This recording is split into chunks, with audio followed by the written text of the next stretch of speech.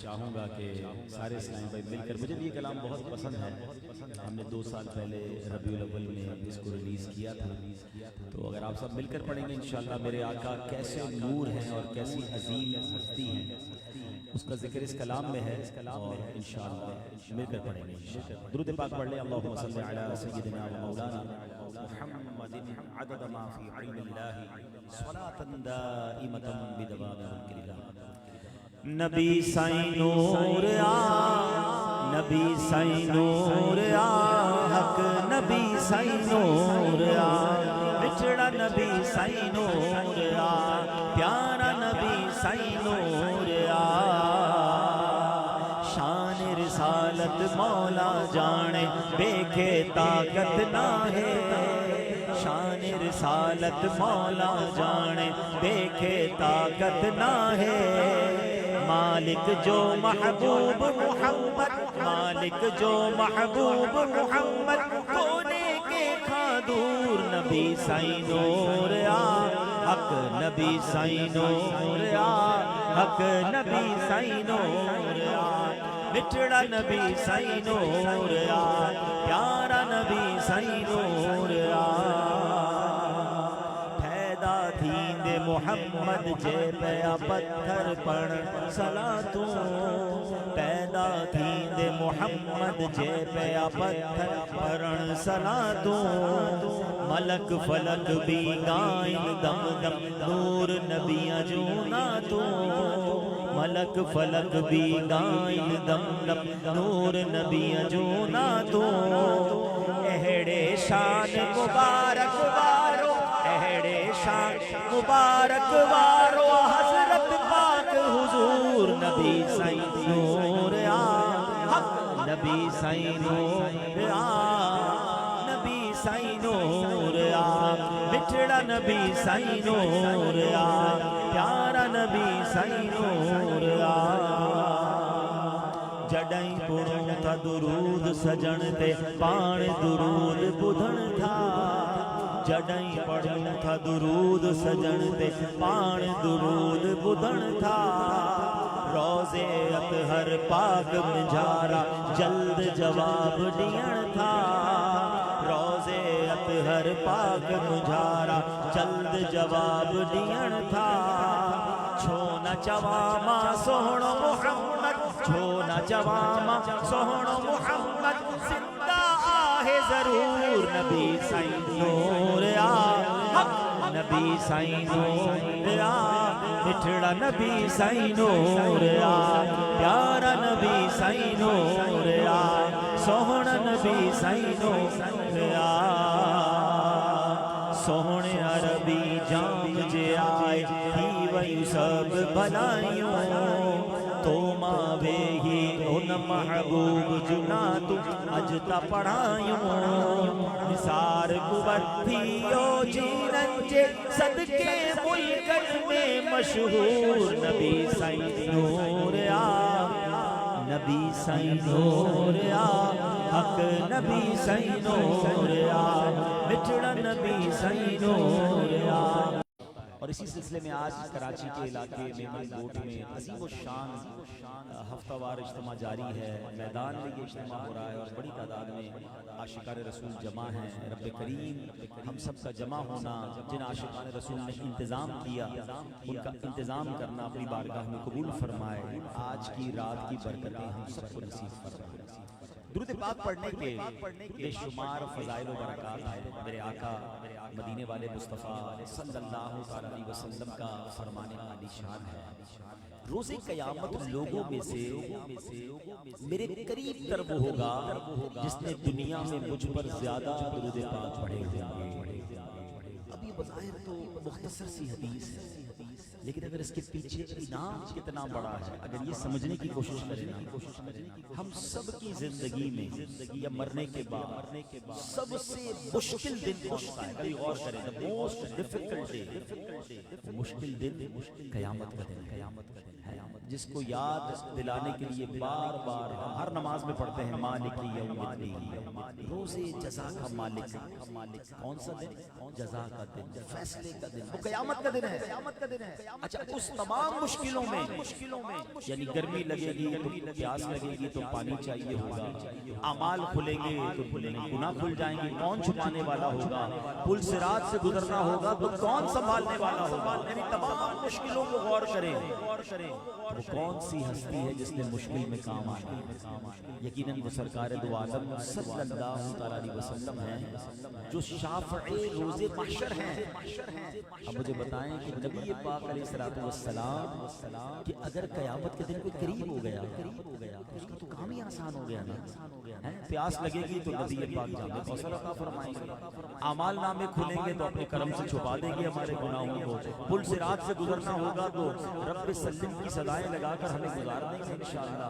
یعنی اگر نبی پاک کے قریب ہو گیا تو مسئلہ تو حل ہو گیا نا۔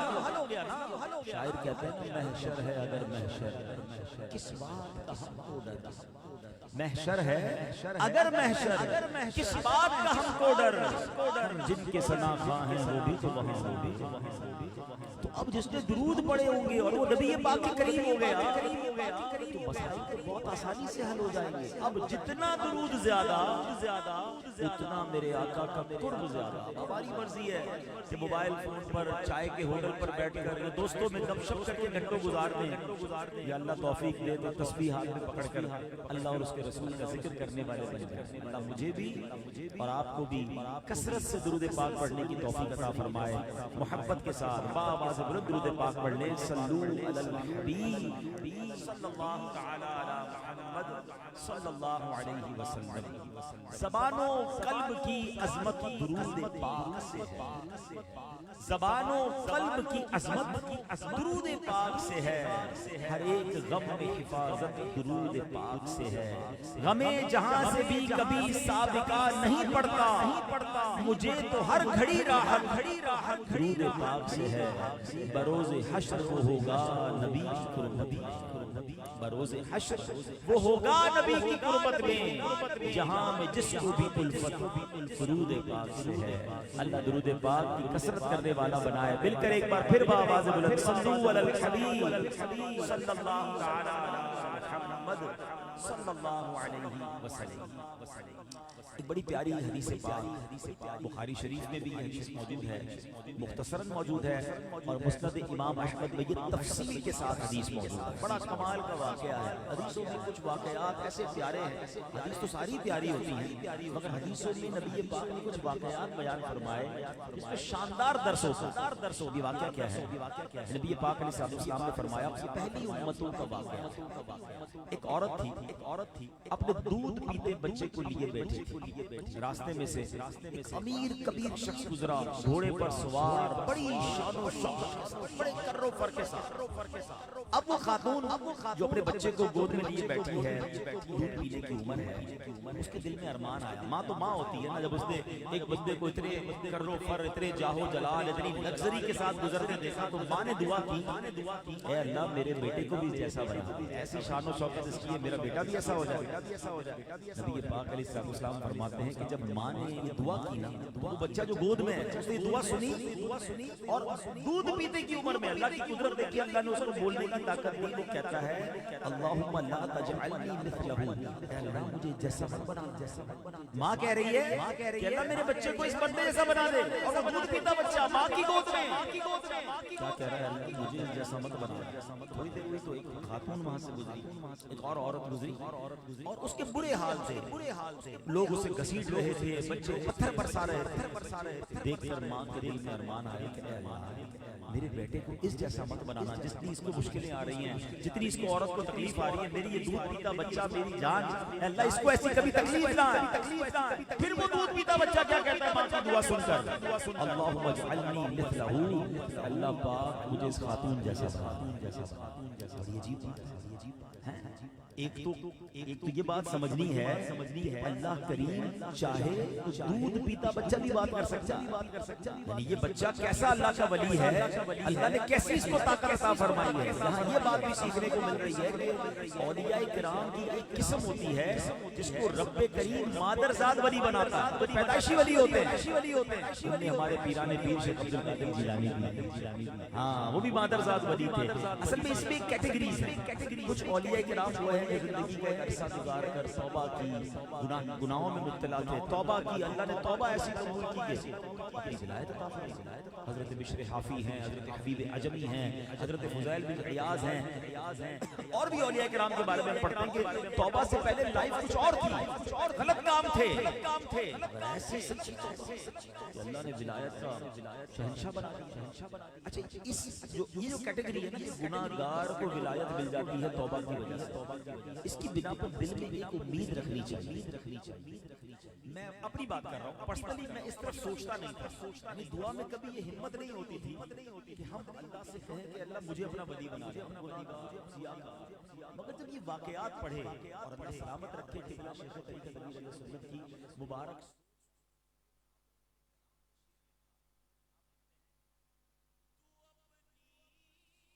ولایت کی خیرات دے دے میرے غوث کا ستایا الہی، میرے غوث کا ستایا الہی.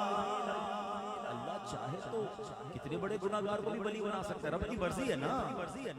مانگنا تو چاہیے، کیا پتہ کوئی قبولیت کی گھڑی ہو، کوئی قبولیت کا لمحہ ہو، اللہ کی رحمت برس رہی ہو اور اللہ اپنا ولی بنا لے. دعا اپنی رکھا کرے.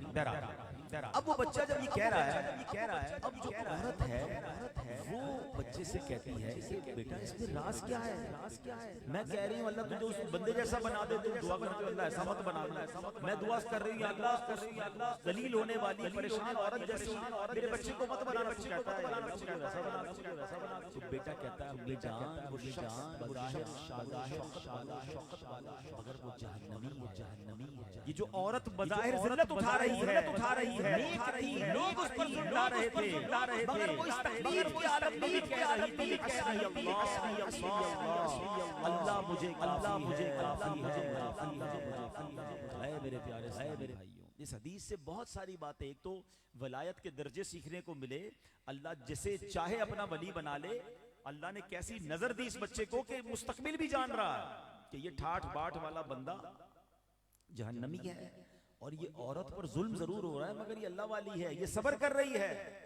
تو یہ بھی بات سیکھنے کو ملی. اور دوسری بات یہ پتا چلی کہ میرے پیارے اسلامی بھائیوں کہ ہمیں یہ بات سمجھنی ہے کہ ہر چمکتی چیز سونا نہیں ہے. ہاں حدیث پاک سے جو اہم بات سیکھنے کو ملی نا کہ ہمارے یہاں بھلائی کا معیار کیا ہے اور اللہ پاک کے یہاں کچھ اور معیار ہو سکتا ہے. ہم لوگ ظاہر کو دیکھتے ہیں، بندہ بڑا امیر کبیر ہے، بڑا گھر ہے، بڑے نوکر چاکر ہیں، گاڑیاں کھڑی ہیں، یار اس پر تو اللہ کا بڑا فضل ہے، یہ تو موج میں ہے. اے میرے پیارے اسلامی بھائیوں، ہم اس کے بارے میں کہہ رہے تھے اس پر اللہ کا بڑا فضل چاہتا ہے، اس کا سینہ اسلام کے لیے کھول دیتا ہے. تو کیا پتہ چلا جسے اسلام سمجھ آ گیا، جس کا سینہ نور ایمان کے لیے کھول دیا گیا، جسے ایمان کی دولت نصیب نہیں، وہ چاہے امیر کبیر ہو، چاہے وہ کروڑپتی ہو، کوئی کھربپتی ہو، دنیا کا طاقتور بندہ ہو، جس کے اشارے سے حکومتیں بدل جاتی ہو، اگر ایمان نہیں تو یہ سب مال و دولت فضل نہیں ہے بلکہ اللہ کا غضب ہے، مہربانی نہیں، یہ قہر ہے. اور اللہ اکبر، جسے ایمان نصیب ہو جائے بے شک پرانے کپڑے پہنا ہے، بے شک غریب ہے، بے شک بڑا گھر نہیں ہے، مگر اس پر اللہ کا فضل ہے کہ اس کے سینے میں ایمان موجود ہے. ارے ایمان نعمت کتنی بڑی ہے، اس پر تو بہت ساری باتیں کی جا سکتی ہیں، مگر ایک کمال کا پہلو، ایک کمال کی حدیث سیکھتے ہیں. مسلم شریف کی حدیث، نبی پاک صلی اللہ علیہ وسلم نے فرمایا اذا حضرتم المریض، جب تم مسلمان مریض کے پاس جاؤ تو فقولوا خیرا، وہاں زبان سے صرف اچھی ہی بات نکالا کرو. اس کی وجہ کیا ہے؟ پیارے پیارے سے جب پوچھا گیا حضور اس کی وجہ کیا ہے؟ فرمایا فإن الملائکۃ یؤمنون وإن الملائکۃ یؤمنون علی ما تقولون. بے شک مریض کے پاس بیٹھ کر تم جو بات منہ سے نکالتے ہو فرشتے اس پر آمین کہتے ہیں. اچھا یہاں ایک تو ادب پتہ چلا کہ جب بھی مریض کے پاس جانا ہے اچھی بات کرنی ہے، بری باتیں نہیں کرنی ہے. بعض اوقات کچھ لوگ جا کے مریض کو بھی ڈیمورلائز کر دیتے ہیں. اللہ اللہ اتنے مریض ہو گئے، اوئے ہوئے ہوئے تمہارا تو بڑا برا حال ہو گیا، بندہ پہلے ہی مار دے. حوصلہ دیں، دعا دیں. اچھا جاتی سوال کرے کہ کیسے ہو گیا، کیوں ہو گیا؟ اچھا دوائی کون سی دے رہے ہو؟ بھائی آپ کو ڈاکٹر ہے دوائی کے لیے پوچھ رہے ہو. اچھا یوں تو علاج نہیں ہوتا، تمہارا تو علاج غلط ہو رہا ہے. ارے میرے رشتہ دار کا علاج فلاں جگہ ہوا. آپ ڈیمورلائز کیوں کر رہے ہیں؟ آپ حوصلہ بڑھائیں، اب ہمت والی بات کریں، دعا کریں اللہ شفا دے دے. اب ایک تو مریض کے پاس جا کر حاضری کیسے؟ تو کسی نے کہا کہ وہ جو بیٹھا تھا صاحب نے کہا کہ اگر تمہیں کام ہو تو بتائیں کہ ایسا کرو دروازے کی کنڈی لگا دو مگر باہر سے لگا دو. یعنی آپ بھی جائیں اور باہر سے کنڈی لگا دیں، میں آرام کرنا چاہتا ہوں. تو ایسا نہ ہو کہ مریض ہم سے اٹھا جائے. اچھا اب یہاں اس حدیث سے جو میں آپ کو مدنی پیش کرنا چاہ رہا ہوں کہ اب غور کیجیے، یہ عزت اس کو مل رہی ہے کہ کوئی گناہگار ہی ایمان والی، کسی غوث کو تو ابدال کی فضیلت بیان نہیں ہو رہی. کوئی بھی مسلمان ہے بے شک گناہگار ہے، معمولی جھوپڑی میں رہتا ہے، اس کی شان یہ ہے کہ بیمار ہو جائے تو فرشتے اس کے پاس موجود رہتے ہیں. عیادت کے لیے آ جائے کوئی تو حکم یہ ہے کہ زبان سنبھال کر بات کرنا، کیونکہ تم جو کہو گے اس کے ساتھ فرشتے موجود ہیں، اس پر آمین کہیں گے. اور مجھے بتائیے دنیا کے بیسٹ ہاسپٹل میں کوئی بے ایمان پڑا ہے جس کے پاس ڈاکٹروں کی لائن لگی ہوئی ہے، اربوں روپے خرچ کر سکتا ہے، مگر ایمان نہیں ہے تو اس کے پاس کوئی فرشتہ نہیں ہے. تو ایمان والے کی شان یہ ہے کہ فرشتوں کا ساتھ اسے نصیب ہو جاتا ہے. تو پہلی بات کیا پتہ چلی کہ جس پر اللہ کا فضل ہوتا ہے اللہ اسے ایمان عطا کر دیتا ہے، اس کا سینہ ایمان سے بھر دیتا ہے. اب اے میں گوٹ میں سننے والے عاشقان رسول اور مدنی چینل کے ناظرین، پہلی بات پر میں آپ کو مبارکباد پیش کرتا ہوں کہ رب کریم نے مجھ پر بھی احسان کیا، آپ پر بھی احسان کیا کہ ہمیں ایمان والا بنا دیا. مگر اب سوال یہ ہے اس ایمان کو حاصل کرنے کے لیے میں نے کیا کوشش کی اور آپ نے کیا کوشش کی؟ ہم نے تو کوئی کوشش نہیں کی. اللہ نے مہربانی کی، مسلمان گھرانے میں پیدا کیا، ماں باپ مسلمان تھے، ہم بھی مسلمان ہو گئے. پہلی آواز کانوں نے اذان سنی، سبحان اللہ، نام مسلمانوں والا مل گیا. اب اس سے سوال ہے جس کو بن مانگے اسلام مل گیا، اس نے اسلام کو حاصل کرنے کے بعد اس کو مضبوط کرنے، سینے میں ایمان کو مضبوط کرنے کے لیے اور کیا کیا؟ بہت بڑی تعداد ہے جن کو نماز بھی نہیں آتی، قرآن بھی نہیں آتا، یعنی بس نام کے مسلمان بن گئے. ارے آگے کیا کیا آپ نے؟ اس کی مثال یہ سمجھیے، دنیا میں ایک صاحب ہو، پیسے والا آدمی ہو، اس کا انتقال ہو جائے، اپنے بیٹے کے لیے وراثت میں 1 کروڑ روپے چھوڑ کر مر گئے. بیٹے کو 1 کروڑ بیٹھے بیٹھے مل گیا. اب وہ 1 کروڑ روپے تجوری میں ڈال دیا اور اسی میں سے ہر مہینے خرچ کر رہا ہے، کوئی کاروبار کچھ بھی نہیں. تو لوگ کیا کہیں گے؟ ارے بھائی 1 کروڑ تجوری میں رکھنے کے لیے نہیں، اس کروڑ روپے کو کسی کاروبار میں لگاؤ نا تاکہ تمہارے پیسے بھی بڑھیں، تمہارے خرچے بھی چلیں، کھاتے رہو تھوڑے عرصے میں ختم ہو جائیں گے. صحیح بات ہے نا؟ ایسے کرتے تھے نا، عقل مند لوگ تو یہی کرتے کہ جو حصہ ملا اس سے اور بڑھانا ہے. دنیا میں یہ بات سمجھ آ رہی ہے، ہمیں ماں باپ کی طرف سے ایمان مل گیا، اب اس کو بڑھائے گا کون؟ اس کو مضبوط کون کرے گا؟ ایمان کے تقاضوں کو جانے گا کون؟ ایمان کیسے مال اللہ چھن جاتا ہے اس سے بچنے کے، اس کے بچنے کے حفاظت کے انتظامات کون کرے گا؟ بس بیٹھے بیٹھے مسلمان بن گئے، کوئی ٹینشن نہیں اس کے بعد کہ ایمان بچے گا کیسے. کتنے بڑے بڑے فضل ہم نے سنے، کس کو مل رہے ہیں؟ ایمان والا. لیکن جس کا ایمان ہی چھن گیا اس کا کیا حال ہوگا؟ تو پلیز خدا کے واسطے اپنے ایمان کی حفاظت کی فکر کیجیے، ایمان کو مضبوط کیجیے، ایمان کے دیگر تقاضوں کو پورا کیجیے. جتنا اللہ کے قریب ہوتے جائیں گے، نماز، عبادت، روزہ، تلاوت، ذکر و اذکار، حرام روزی سے بچنا، حلال کمانا، مسلمانوں کے ساتھ اچھا برتاؤ، یہ سب چیزیں آپ کے ایمان کی مضبوطی کا سبب بنیں گی. آپ اسٹرانگ مسلمان ہوتے جائیں گے، کوئی آپ کے ایمان کو ہاتھ نہیں لگا سکے گا. لیکن اگر تمام نیکیوں سے دور انسان زندگی گزار رہا ہے، وہ شیطان کا آسان ٹارگٹ ہے. شیطان جب چاہے اس کا ایمان چھین سکتا ہے. خدا کے واسطے اپنے ایمان کی فکر کیجیے. اب آتے ہیں دوسری بات، اللہ جب کسی پر فضل فرماتا ہے، اللہ جب کسی پر احسان فرماتا ہے، اور کیا کیا فرماتا ہے؟ حدیث پاک سنیں، من یرید اللہ بہ خیرا یفقہہ فی الدین. آقا فرماتے ہیں اللہ پاک جس کے ساتھ بھلائی کا ارادہ فرماتا ہے اسے دین کی فقاہت یعنی سمجھ عطا فرماتا ہے.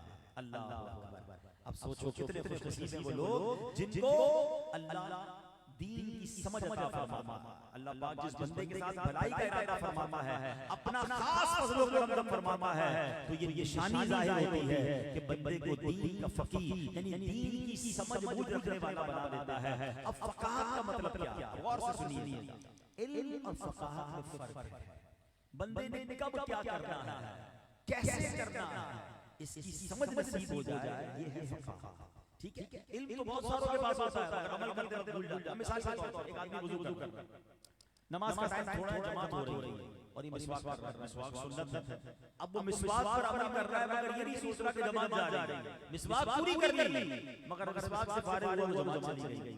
یہ فقاہت نہیں ہے. فقاہت یہ کہ سنت چھوڑ دے اور واجب پر عمل کر لے، جماعت کو حاصل کر لے. اتنی سمجھ ہو کہ کون سے وقت کرنا کیا ہے. بعض اوقات اپنی عقل سے صحیح کام کر رہا ہوتا ہے مگر اس کو ثواب نہیں ملتا بلکہ بعض اوقات وہ بڑے ثواب سے محروم ہو جاتا ہے. اسی طرح ایک بات جو ہے مثال کے طور پر بندہ غریب ہے، ٹھیک ہے، اور اس پر زکات فرض نہیں، فرض زکات کے مسائل سیکھ رہا ہے، ٹھیک ہے جناب، اور اس پر نماز فرض ہے، نماز کے مسائل آتا نہیں.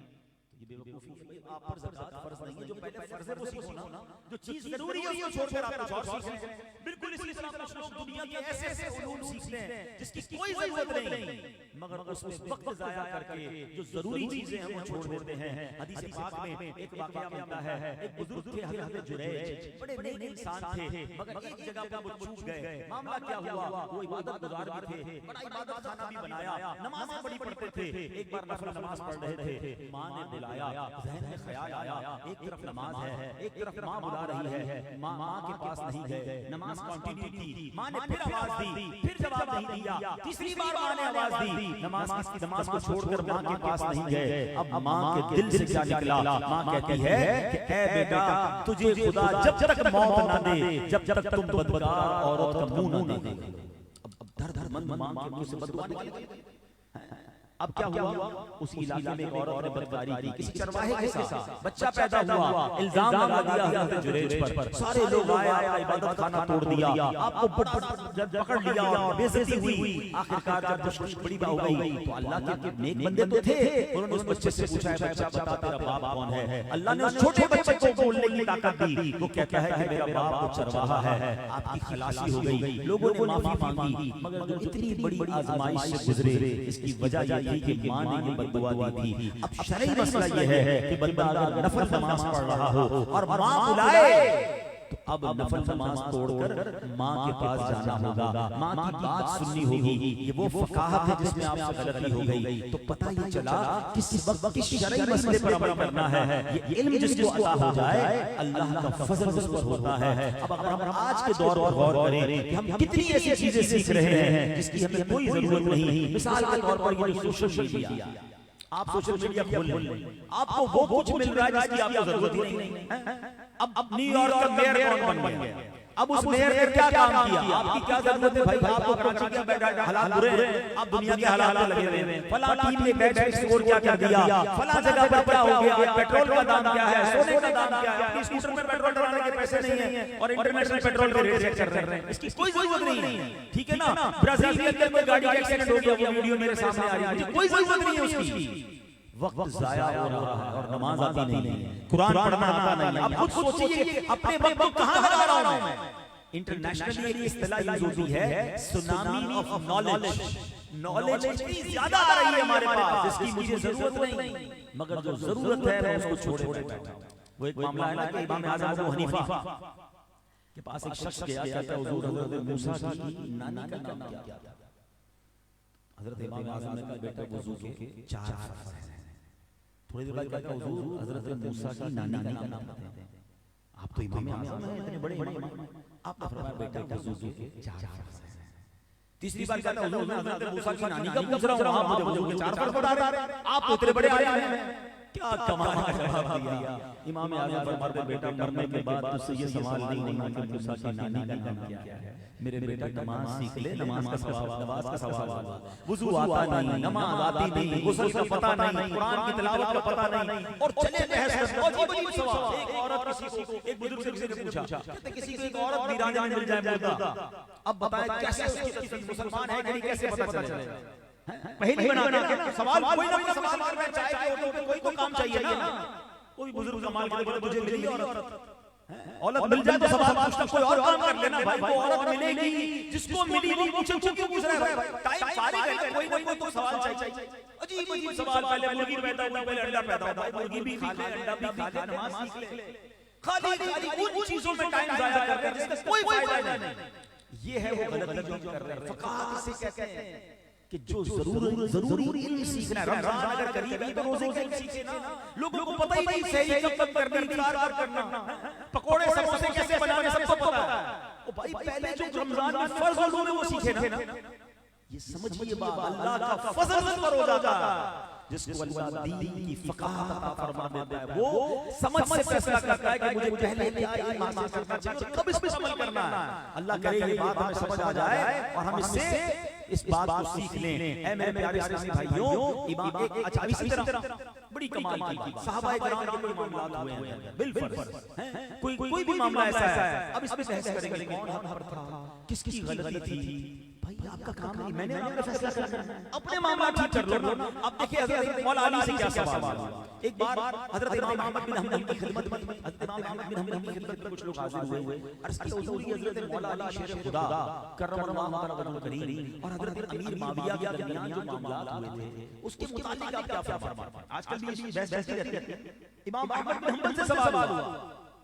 امام احمد بن حنبل رحمۃ اللہ علیہ خاموش ہو اور کچھ دیر بعد قرآن پاک کی آیت تلاوت. کیا خوبصورت یہ ہوتی فقہ. کس وقت کیا جواب دینا ہے. آپ نے جواب کیا دیا, تلک امۃ قد خلت لها ما کسبت ولکم ما کسبتم. فرمایا وہ ایک امت ہے جو گزر چکی ہے, ان کے اعمال ان کے لیے ہیں اور تمہارے اعمال تمہارے لیے ہیں. یعنی آپ بتانا یہ چاہ رہے تھے کہ بھائی وہ صحابہ کرام تھے وہ سب جنتی ہیں, ان کے درمیان جو کچھ ہوا اس کا فیصلہ اللہ قیامت کے دن فرمائے گا. ہمیں بڑوں کے آپسی معاملات سے کیا تعلق ہے, جس بات کا ہم سے سوال ہوگا ارے اس کی بات کرو نا, وہ سیکھو سمجھو. غیر ضروری معاملات میں کیوں دخل دیتے ہو. اے میرے پیارے اسلامی بھائیوں, اب اس میں غور کر لیں فلاں بندے نے یہ کیوں کیا, اس کا کاروبار آگے کیسے بڑھ گیا, اس کی جناب پلاٹ کیسے بڑے ہو گئے, اس کی سوسائٹی آگے کیسے بڑھ گئی. ضرور 2 نمبر کا کام کیا ہوگا. یار یہ ہر سال حج پہ جاتا ہے, اس کے پاس پیسے کہاں سے آتے ہیں, پتہ نہیں کہاں سے پیسے لائے گا. تھوڑے دنوں پہلے موٹر سائیکل پر دیکھا تھا, آج نئی ماڈل کی گاڑی لے لی, ضرور کوئی ڈنڈی ماری ہوگی. ارے جناب یہ فلاں ملک میں کیسے چلا گیا, اس کو ویزا کیسے ملا, ارے 2 نمبر طریقے سے گیا ہوگا. مجھے بتاؤ میرے پیارے اسلامی بھائیوں, ہم کیوں ان چکروں میں پڑے ہوئے ہیں. کبھی کسی تنظیم کے پیچھے پڑ جائیں گے, کبھی کسی مسجد کے امام کے پیچھے پڑ جائیں گے, کبھی کسی نیک آدمی کے پیچھے وسوسوں کا شکار ہو جائیں گے. میں پوچھتا ہوں اگر کوئی بندہ غلط کر رہا ہے وہ اللہ کو جواب دے ہے, آپ انسپیکٹر نہیں ہیں کہ آپ اس کے معاملات میں دخل دیں. اگر وہ غلط کر بھی رہا ہے تو آپ چھوڑ دینا, وہ جانے, اس کا رب جانے. کیا معلوم وہ غلطی کرنے والا توبہ کر لے اور ایسی توبہ کرے کہ اللہ اس کو بخش دے اور میری بدگمانی میرا برا خیال مجھے جہنم کے گہرے گڑھے میں ڈال دے. یہ خاندانوں میں بھی چلتا ہے, یہ دوستوں میں بھی چلتا ہے, یہ مارکیٹ میں بھی چلتا ہے کہ دوسرے کی پیچھا, دوسرے کی فیملی ترقی کر رہی ہے, دوسرا اتنا خوش کیوں ہے. اچھا خوش نہیں ہے, کوئی پرابلم ہو گیا, مثال کے طور پہ کسی کے گھر میں جھگڑا ہو گیا, کسی کی طلاق ہو گئی, کسی کا کاروبار ٹھپ ہو گیا, اب پھر چائے کے ہوٹل پہ بیٹھے ہیں, یار یہ طلاق کیوں ہوئی, کچھ تو ہوا. ارے بھائی تمہارا کیا لینا دینا, ان کی ہو گئی, اس کی دکان بند کی ہو گئی, لگتا ہے کوئی چوری ہوئی تھی, لگتا ہے کوئی پولیس کا معاملہ ہوا تھا. اللہ اکبر, سوچو تو صحیح کن چکروں میں پڑے ہیں. مجھے تو اپنے معاملات سے ہی فراغت نہیں ہونی چاہیے کہ میں نے, ہم میں سے کتنے ایسے تفسیر کے ساتھ پورا قرآن پڑھا, پہلے وہ تو پڑھ رہے ہیں, قاعدہ پڑھنا نہیں آتا, قرآن پڑھنا نہیں آتا, وضو کے فرائض نہیں پتہ, کپڑے کرنا نہیں آتے. کئی لوگوں کو جنازے کی دعا یاد نہیں ہے, مگر پورے محلے میں کون کب جاتا ہے, کب آتا, سارے ٹائم پوچھ لو ان سے. ہاں آج کس کون سے کپڑے پہنے ہیں یہ بھی یاد ہوگا. غور کریں کسی سیکٹر میں پڑے ہیں, ضروری چیزیں کو چھوڑ دیا. اللہ کرے یہ فضل مجھے نصیب ہو جائے. ہم دعا کیا کریں, اللہ تو نے جو فرمایا نا کہ جس پر تو فضل فرماتا ہے اس کو دین کی فقاہت عطا فرما دیتا ہے. اللہ جس عظیم اجتماع کے صدقے ہمیں بھی اپنی علم اپنے دین کی فقاہت عطا فرما دے، ہمیں فقیہ بنا دے اے میرے پیارے اسلامی بھائیوں۔ اسی طرح ایک بڑی اہم بات کہ بھلے بندے کی نشانی کیا، فضل والے بندوں کی بات کر رہا ہوں، بڑی اہم بات کرنے جا رہا ہوں۔ پلیز میں جب بیان تیار کر رہا تھا نا، سچی بات ہے میں بھی ہل گیا اس بات کو پڑھ کے، میرے ساتھ گاڑی میں لوگ ہمیں پڑھ کر سنایا، میں نے کہا کیا کمال کی بات سیکھنے کو ملی۔ اب ذرا توجہ دیجیے، ایک حدیث پاک سنیے، حضرت ابو ہریرہ رضی اللہ عنہ پر حدیث کی راوی ہیں، نبی پاک علیہ السلام نے فرمایا وَمَن يُرِدِ اللَّهُ بِهِ خَيْرًا يُصِبْ مِنْهُ، یعنی اللہ پاک جس بندے کے ساتھ بھلائی کا ارادہ فرماتا ہے، ہم انہی لوگوں کو تلاش کر رہے ہیں کس پر فضل ہے، کس پر بھلائی ہے، ہم چاہتے ہیں میری بھلائی بن جائے، میرے اندر وہ نشانیاں ہیں کہ نہیں۔ اللہ کریم جس بندے پر بھلائی کا ارادہ فرماتا ہے اسے آزمائش میں مبتلا فرماتا ہے۔ ہمارا تو چکر ہی اور ہے، ہمارا تو پیرامیٹر ہی اور ہے۔ فرمایا یہاں تک کہ جب وہ اس پر خوش ہو گئے تو انہیں دی گئی، تو ہم نے جو یہاں تک کہ جب وہ اس پر خوش ہو گئے جو اس کو دی گئی تو ہم نے اچانک انہیں پکڑ لیا، یعنی جب نعمتیں بہت مل گئیں، خوشیاں بہت بڑھ گئیں، وہ بندہ سمجھا میں کامیاب، مگر اللہ ناراض تھا، تو پھر اچانک ان کی پکڑ ہو گئی ہے، اب رسی کھینچی جاتی ہے اور ایک ایک کر کے سب چلا جاتا ہے۔ امام حسن بصری کا قول سنیے، یہ رونگٹے کھڑے کر دینے والا قول ہے، میں نے بھی آج زندگی میں پہلی بار یہ قول پڑھا ہے، اب ذرا غور سے سنیے۔ امام حسن بصری فرماتے ہیں اگر تمہیں گناہوں کے باوجود نعمتیں مل رہی ہیں، اب ہم سب اپنے بارے میں نعمتیں مل رہی ہیں مگر کیا گناہ نہیں ہے، کیا خطائیں نہیں ہیں؟ سنو کیا کہتے ہیں، اگر تمہیں گناہوں کے باوجود نعمتیں مل رہی ہوں تو ڈر جاؤ کہ یہ اللہ پاک کی خفیہ تدبیر ہو سکتی ہے، تمہیں چیک کیا جا رہا ہے، ٹیسٹ کیا جا رہا ہے۔ فرماتے ہیں اب ذرا غور سے دو چار جملے میں کہنے جا رہا ہوں، پتہ چلا نعمتیں ملتے رہنا، آزمائش نہ آنا یہ ہر مرتبہ فضل کی علامت نہیں ہے، بعض دفعہ یہ ناراضی کی علامت بھی ہوتی ہے۔ جب یہ آزمائش جو ہوتی ہے نا، پرابلم جو ہوتی ہے، یہ ہر مرتبہ ہی فضل کی نشانی ہوتی ہے۔ کیا کمال کا جملہ ہے کہ نعمت ملنا ہر بار فضل نہیں ہوتا، مگر آزمائش ملنا یہ ہر بار فضل ہوتا ہے۔ اور اس کو واضح کیسے کیا گیا؟ اب دیکھیں ہم بیمار ہوتے ہیں، آزمائش آئی مگر یاد کس کو کرتے ہیں؟ جیسے بیمار ہوتے ہیں اللہ کو یاد کرنے لگ جاتے ہیں، دعائیں کرنے لگ جاتے ہیں، اللہ نہ کرے کاروبار بند ہو جائے کس کو یاد کرتے ہیں؟ اللہ کو یاد کرتے ہیں، تندرستی میں کسے پکارتے ہیں؟ اللہ کو پکارتے ہیں، زلزلہ آ جائے، طوفان آ جائے، تیز آندھی چلے، گناہگار سے گناہگار بندہ بھی ہو وہ کلمہ پڑھنے لگ جاتا ہے، وہ اللہ اللہ کرنے لگ جاتا ہے۔ اس کا مطلب کیا ہوا کہ جب بھی آزمائش آتی ہے بندہ اللہ کے قریب ہو جاتا ہے، تو پتہ چلا کہ آزمائش اس لیے بھیجی جاتی ہے کہ بندے کی غفلت کا پردہ ہٹ جائے اور بندہ یاد خدا میں مصروف ہو جائے۔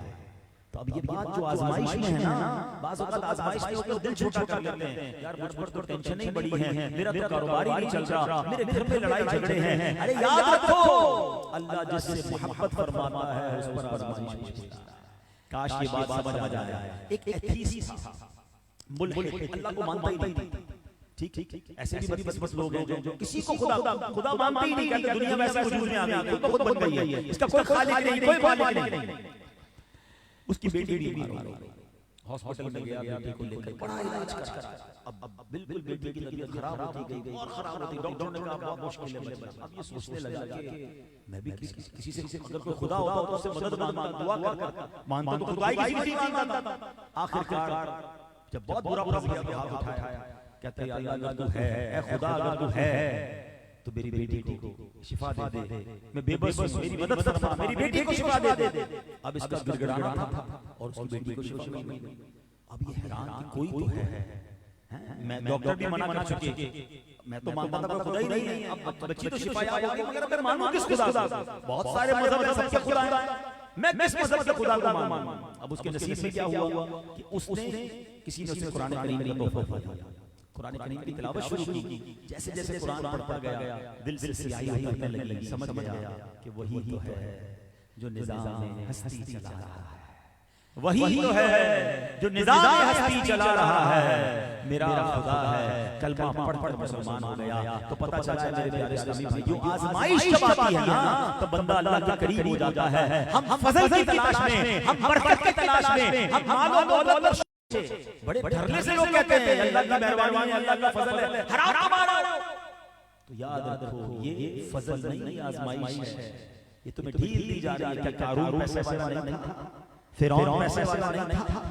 ہاں یہ یاد رکھیے گا۔ اور یہاں چلے شہرت اور عزت سے فرق سمجھ رہی ہے۔ عجیب بات ہے، بچے کو مواد چل گئی ہے، ہر بچے کو یوٹیوبر بننا ہے، ہر بچے کو سوشل میڈیا پہ لائک اور فالوور چاہیے، میرے اتنے فالوور، تیرے اتنے فالوور، میں اتنا مشہور، تو اتنا مشہور، کس چکر میں پڑ گئے؟ ایک جملہ یاد کر لیں، گئی ہیں لوگ ان کا نام لیتے ہیں تو سر طرف سے جھک جاتا ہے۔ اور مدینے کی بات کریں، ارے بات کرو تو آنکھوں میں آنسو آ جاتے ہیں۔ غریب آدمی سب کچھ بیچتا ہے، کہتا ہے یا زندگی میں ایک بار مدینہ دکھا دینا۔ کیسی اللہ پاک نے شان عطا فرمائی اپنے حبیب کو، ان کے صحابہ کو، جنت البقیع والوں کو، غزوہ احد والوں کو۔ اللہ اکبر، اس کو کہتے ہیں عزت۔ بتاؤ نا کتنے فالوور، کتنے سوشل میڈیا کے اکاؤنٹ بنائے انہوں نے۔ ان کو اکاؤنٹ بنانے کی ضرورت نہیں ہے، ان کا اکاؤنٹ دل میں ہے، ان کی فالوئنگ ہمارے دلوں میں ہے، اللہ نے ہماری نسلوں میں ڈالی ہے۔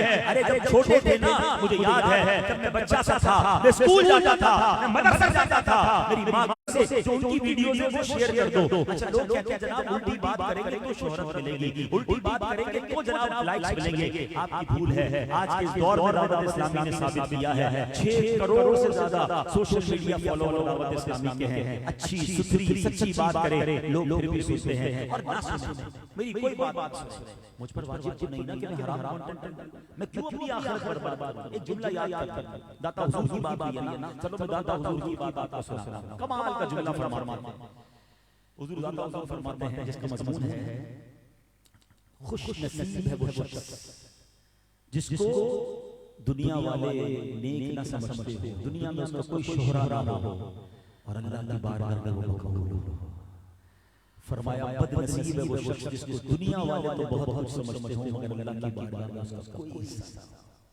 بتاؤ ساری دنیا میری واہ واہ کرے، ہاتھ چومے اور اللہ اس کے رسول ناراض ہو تو میرا کیا فائدہ ہے شہرت کا؟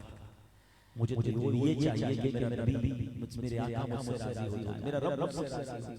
کاش یہ بات سمجھ آ جائے تو ہے میرے پیارے اسلامی بھائی۔ فضل والوں کی بات ہو رہی ہے، ہر مالدار، ہر پیسے والا، ہر خوشحال فضل والا ہو یہ ضروری نہیں۔ ہاں آزمائش آئی ہے تو اللہ محبت کر رہا ہے، تمہیں تمہارے گناہ معاف کرنے کی آزمائش آئی ہے، صبر کا دامن ہاتھ سے نہ چھوڑنا۔ اب آخری بات، کیونکہ آج میمن گوٹ والوں نے ہماری بڑی اچھی مہمان نوازی بھی ہے اور ماشاءاللہ میں دیکھتا ہوں جب سندھ جائیں، انٹیریئر پنجاب جائیں، بڑی محبت کے ساتھ آپ لوگ مہمان نوازی کرتے ہیں، یہ بڑا اچھا وصف ہے۔ فضل والوں کی بات ہو رہی ہے، اللہ نے جن پر عنایت کی ہیں، آؤ میں ایک اور فضل والا کام بتا دیتا ہوں۔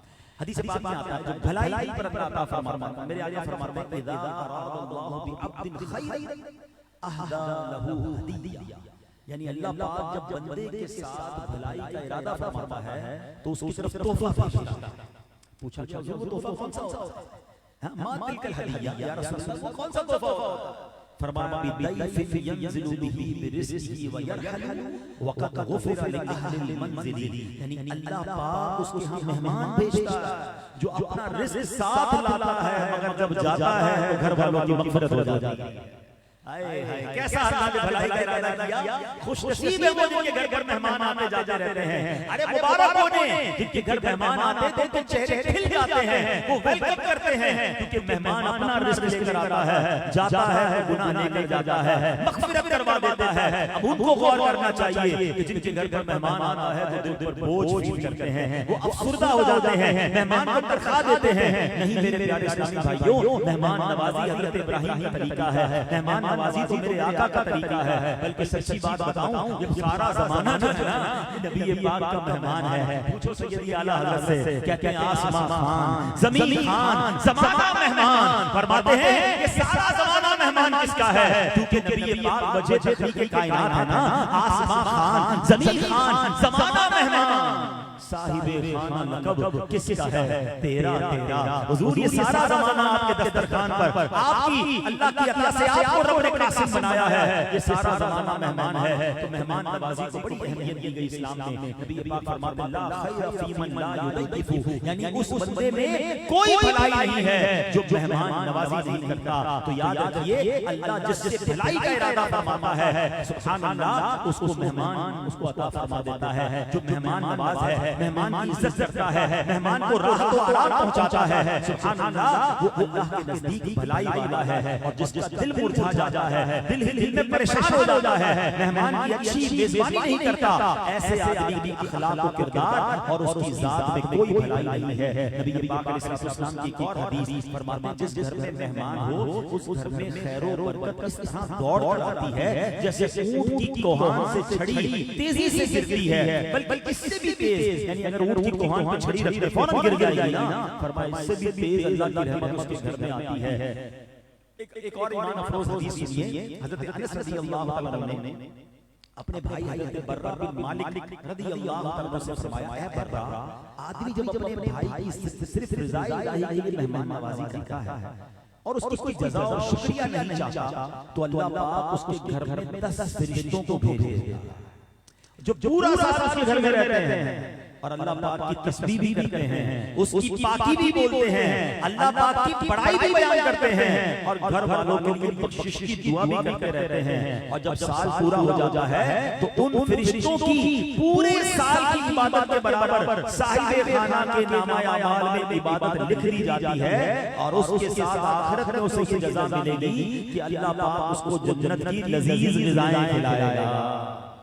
اب تو میرا خیال ہے آج کے بیان کے بعد مہمان ڈھونڈنے پڑیں گے کہ جلدی جلدی کوئی اچھا سا مہمان آ جائے، میرے گناہ بھی لے جائے، 10 فرشتے بھی چھوڑ جائے اور جنت میں کھانے بھی انتظام ہو جائیں، اللہ کرے کہ ہم سچے مہمان نواز بن جائیں۔ حدیثیں بہت ساری ہیں اور بڑا پیارا آج موضوع میرے پاس ہے کہ بھلائی کس کو ملتی ہے۔ ایک حدیث میں میرے آقا فرماتے ہیں اللہ جس سے بھلائی کا ارادہ فرماتا ہے اس سے اچھے اخلاق عطا فرما دیتا ہے، تو اللہ کرے ہم اچھے اخلاق والے بن جائیں، اللہ یہ بھلائی بھی ہمیں عطا فرما دے۔ سبحان اللہ، نبی پاک علیہ السلام نے فرمایا کہ اللہ پاک جس کے ساتھ بھلائی کا ارادہ فرماتا ہے اسے لوگوں کو محبوب بنا دیتا ہے۔ پر کیا تم جانتے ہو کہ کیسے محبوب بنانا ہے؟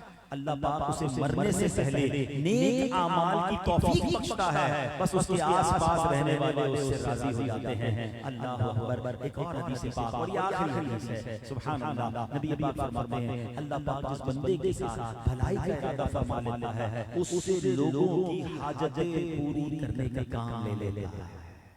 خوش نصیب ہیں وہ لوگ جن کے پاس لوگ آتے ہیں، کوئی قرض لینے آتا ہے، کوئی مسئلہ حل کروانے آتا ہے، کوئی سفارش کروانے آتا ہے، کوئی دعا کروانے آتا ہے، کوئی مشورہ لینے آتا ہے۔ مبارک ہو انہیں جنہیں اللہ نے لوگوں کی حاجتیں پوری کرنے والا بنایا ہے۔ لوگ اکتا جاتے ہیں، یار مجھ سے کیوں کہتے ہو، جب جب میرے پاس آ جاتے ہو، نہیں بھائی میرے پاس ٹائم نہیں ہے اور بھی تو کوئی کام ہے کرنے کا، بس تمہاری باتیں سنتا رہوں۔ نہیں، اللہ نے آپ کو ایسا بنایا ہے کہ لوگ آپ کی طرف آ رہے ہیں، ارے اس کو اللہ کی طرف سے فضل سمجھیے، بھلائی کا ارادہ سمجھیے، کوشش کریں لوگوں کی مدد کریں۔ ضروری نہیں ہم ہر کسی کو پیسے دے سکیں، ضروری نہیں ہم ہر کسی کو قرضہ دے سکیں، لیکن میٹھی بات تو کر لیں، مسکرا کر حوصلہ تو دے دیں۔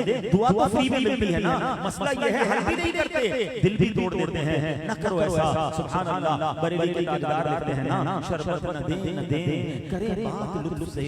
ارے بات نہیں، اگر شربت نہیں پلا سکتے میٹھی بات تو کر سکتے ہو نا، اس میں تو پیسے نہیں لگتے۔ شربت نہ دیں نہ دیں، کرے بات لطف سے، یہ شہد ہو پھر کسے پرواہ شکر کی ہے۔ ارے اتنی تو کم از کم اس کو میٹھی بات کر دیں تاکہ اس کو حوصلہ مل جائے۔ تو اے میرے پیارے اسلامی بھائیوں، آج کچھ وہ حدیثیں سنی ہیں، میرا بھی یقین کریں اس وقت میں بھی کسی اور کیفیت میں ہوں کہ کیا پیاری حدیثیں ہیں کہ اللہ جس سے بھلائی کا ارادہ فرماتا ہے، آئے ہائے اس مسلمان کی نصیب کو دیکھو جس سے رب بھلائی کا ارادہ فرما رہا ہے۔ تو اب دیکھ لیں میرے اخلاق اچھے ہیں کہ نہیں، اب دیکھ لیں میں مہمان نواز ہوں کہ نہیں، اب دیکھ لیں میرا ایمان پکا ہے کہ نہیں۔ جو باتیں ہم نے بیان کی ہیں اس پر غور کرتے چلے جائیں، اور اگر آزمائشیں ہیں تو سمجھ جاؤ اللہ نے بھلائی کا ارادہ کر لیا ہے، اللہ نے بیماری بھیجی ہے، اللہ نے کاروبار میں کمزوری بھیجی ہے، اللہ نے جب کچھ معاملات گھر گھر ڈسٹرب ہوئے کوئی بات نہیں، یہ اللہ کی طرف سے آزمائش ہے۔ صبر دامن نہ چھوڑنا، رب سے راضی رہنا۔ اللہ اکبر۔ ایک بڑا کمال کا جملہ ایک بزرگ کا میں نے پڑھا، ایک ذہن کا الگ طریقہ کھول دیا انہوں نے۔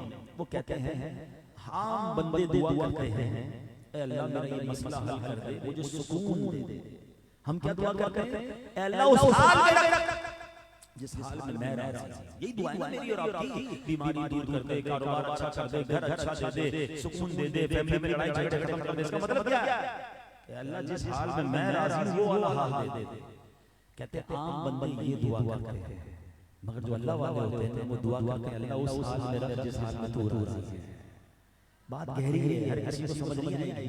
ہاں اگر اللہ اس بات پر راضی ہے نا کہ میں مشکل میں رہوں، اللہ اس بات پر راضی ہے نا کہ میں ڈیفیکلٹی میں رہوں، اللہ اس بات پر راضی ہے کہ میں روز روزہ رہوں، اللہ اس بات پر راضی ہے کہ مجھے یہ مشکل ملے، تو مولا میں راضی ہوں۔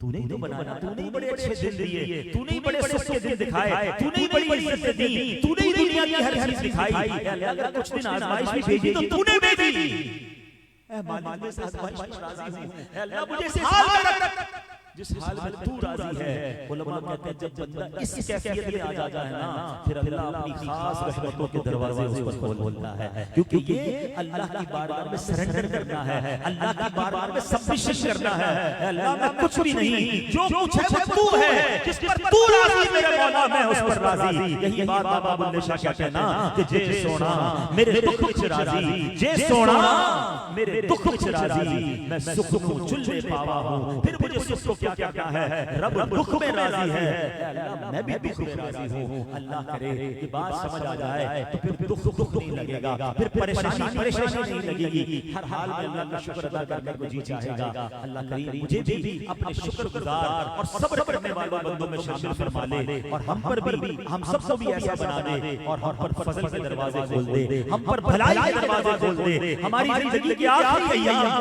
اللہ نیکی کے کاموں میں لگا دے، ہمیں مرنے سے پہلے ایسے کاموں میں لگا دے کہ جس میں اس کی رضا ہو اور ایمان کے ساتھ، عافیت کے ساتھ، کلمے والی اور نبی پاک کی دید والی موت ہم سب کو نصیب ہو جائے، آمین بجاہ نبی الامین صلی اللہ تعالی علیہ وسلم۔ اے میرے پیارے اسلامی بھائیوں، الحمدللہ اللہ کی رضا حاصل کرنے کا ایک اور شاندار طریقہ یہ ہے کہ دعوت اسلامی کے ماشاءاللہ مدنی ماحول میں ماہ نومبر جو ہے یہ ماہ قافلہ ہے، جس میں 3 دن 12 دن 30 دن اور 12 ماہ کے قافلے سفر کر رہے ہیں۔ اللہ اکبر۔ بیان کے دوران ایک بات سنی تھی، اللہ جس پر فضل کا ارادہ فرماتا ہے اس کے لیے دین کی سمجھ آسان کر دیتا ہے، علم دین کے راستے کھول دیتا ہے۔ تو آئیے قافلے میں علم دین سیکھنے کو ملے گا، سنتیں سیکھنے کو ملیں گی، فرض علوم سیکھنے کو ملے گا، عبادت کا شوق ملے گا۔ تو آئیے میرے پیارے اسلامی بھائیوں، اے میں گوٹ میں آنے والے ہزاروں رسول، میں آپ سب سے عرض کرتا ہوں ہمت کیجئے اور قافلوں میں سفر کیجئے۔ جو ناظرین مجھے براہ راست سن رہے ہیں یا بعد میں سنیں، آپ بھی ایک بار سفر کر کے دیکھیں، پریکٹیکلی آپ